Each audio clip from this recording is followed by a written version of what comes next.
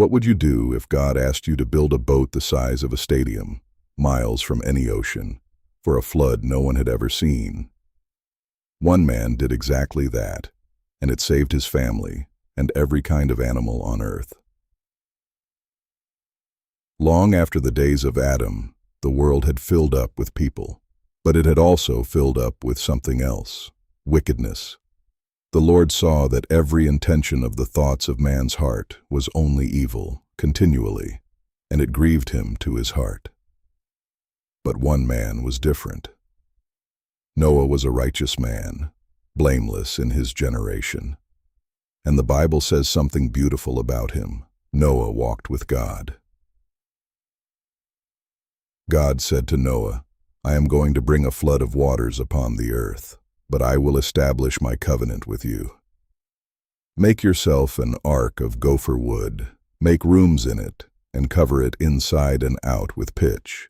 Make it 300 cubits long, 50 cubits wide, and 30 cubits high." That's a ship longer than a football field, and Noah had never seen a flood in his life.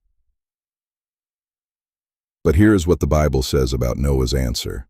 Noah did this. He did all that God commanded him. Plank by plank, beam by beam, Noah built. He and his wife, his 3 sons, Shem, Ham, and Japheth, and their wives. Year after year, the enormous ark rose up from the dry ground with a door in its side and a window up top. Then God told Noah to bring the animals, 2 of every sort, male and female, birds according to their kinds, animals according to their kinds, every creeping thing of the ground. And they came, elephants and lions, doves and rabbits, creatures great and small, 2 by 2, walking up the ramp and into the ark.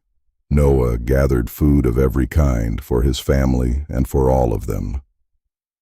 Then the Lord said to Noah, "Go into the ark, you and all your household, for in 7 days I will send rain on the earth, 40 days and 40 nights." Noah's family went in, the animals went in, and the Lord shut him in. 7 days later, it began. The fountains of the great deep burst forth, and the windows of the heavens were opened. Rain fell on the earth 40 days and 40 nights. The waters rose and lifted the ark high above the earth.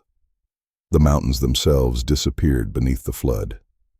But inside the ark, Noah's family and every animal rode safely on the water. For 150 days, water covered everything, just one wooden ark, floating on an endless sea. Do you think they wondered if God had forgotten them? Listen to the very next words in the Bible. But God remembered Noah. God made a wind blow over the earth, and the waters began to go down, and the ark came to rest on the mountains of Ararat. Noah opened the window and sent out a raven, and then a dove, to see if the waters had gone. But the dove found no place to rest, and returned to him. Noah waited 7 days, and sent the dove again. And this time, in the evening, the dove came back, with a freshly plucked olive leaf in her beak. Somewhere out there, the trees were growing again. Then God said to Noah, "Go out from the ark, you, your wife, your sons, and their wives, and every living thing. Be fruitful and multiply on the earth."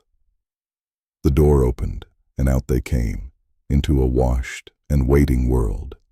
And the very first thing Noah did was build an altar to the Lord and worship.